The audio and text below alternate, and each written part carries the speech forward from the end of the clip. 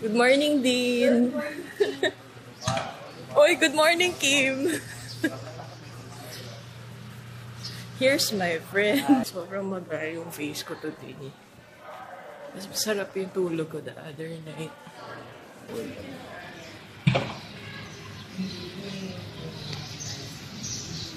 Nakasakay kami ngayon sa truck. Ito ang aking friend, si Kim. Ayan. Aming mga... SBO family. Ha? Ayan. Rowan pa. Ito po ang bleachers. Bleacher pala. Bleacher for media med. Busy ka be? Masaya ka ba? Nakasakay na tayo sa truck. Excited! Isa sa mga major activities namin dito sa PhilRise, of course, ay ang breeding, no? Ang normal, 10 to 12 years bago tayo magkaroon ng bagong binhi ng palay na ipinamimigay sa mga magsasaka. But of course, with the Crop Biotech Center, advances even in breeding, ay kaya na po natin in 2 to 3 years time, meron immune tayo, ganun din ang mga peste. So, PhilRise in total has 145 hectares.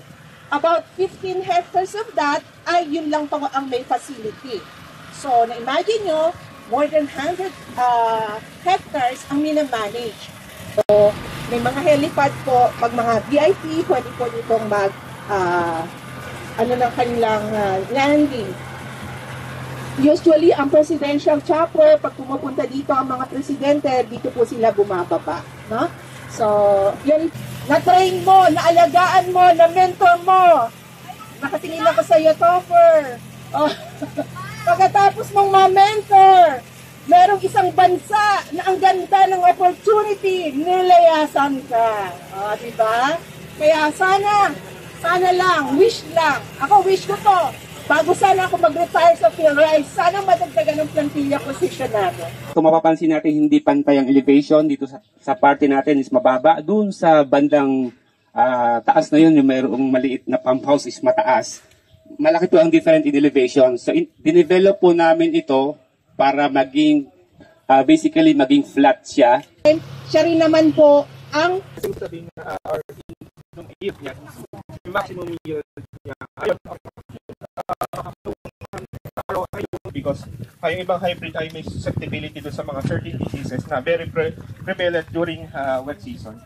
So sa ibang lugar, inbred pa rin ang Yes po. Kasi sa kanila, mas maganda talaga. Pero yung nga po, location specific po yung mga...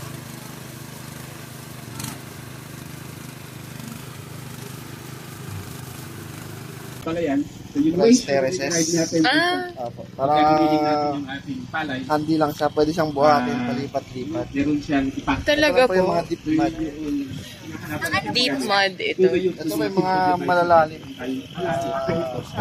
Carbonite siya. Ito po yung design for rice terraces. Na pwede siyang buhatin, paakyat, o pawisa. Kasi mga medyo maluwang. Medyo mabigat po siya. What is laboy? Ayun, laboy is term for deep mud areas. Mas malalim po itong napapasok niyang Hanggang lupa. bewang po yung lalim ng po.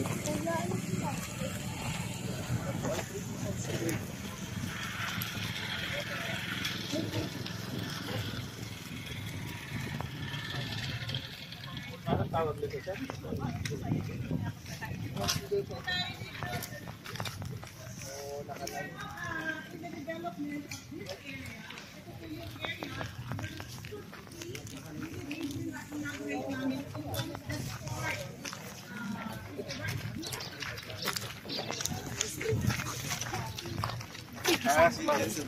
Sa mga variety. Yes, per hectare. Sa condition na nalulubog siya. Pero once na hindi siya malubog, may stress. Medyo may crack, pero dito sa loob na to makikita niyo medyo mamasa-masa pa siya. Ibig sabihin, hindi pa niya talaga kailangan ng tubig. Okay? So, sa alternate wetting and drying, nakikita po natin, na ipapaalam po natin, yung pagtitipid sa tubig din, hindi po kailangan lunod lagi ang palay. Kasi yan... Ngayon po ay i-demo na po natin. Drone po hindi po Nakaputo na leeg yan. Piloto. Labas. For your nose lang po. Ihulog na po niya ang fertilizer. Ayan po.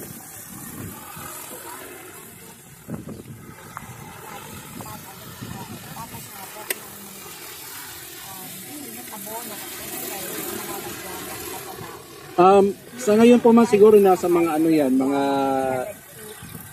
ayan. Gagawin po niya ay mga at least 3 meters po ang application. Oo, 3 meters po. Paglalagay ng abono kung manual or yes, ma'am. Yes. tao yung maglalagay ng fertilizer sa mga taas.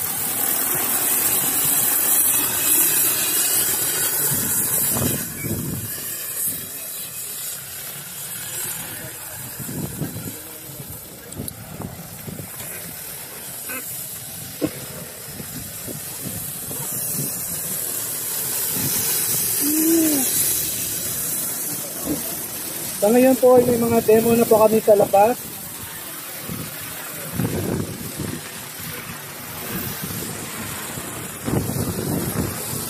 Okay, tapos na po.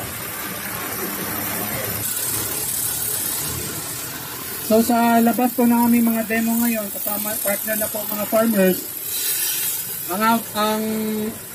Ang inani po ng mga farmers ngayon ay nasa 8 to 10 tons po gamit po ating drone technology kasama na po ibang best management practices. Gaya po ng mow it up, paggamit po ng tamang dami ng fertilizer, timing, at saka yung weed management, and of course yung ating mga variety na mga bagong variety po ngayon na mataas umani.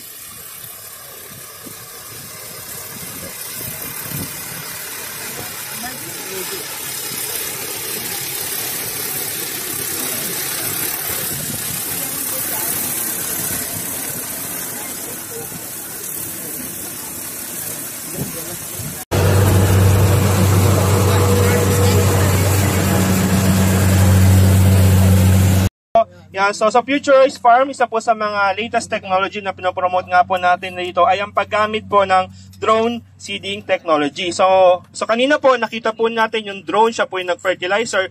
So dito naman po sa setup po na ito, drone po ang nagsabog ng binhi. Yan. Mga next level na sinagdak natin yung white.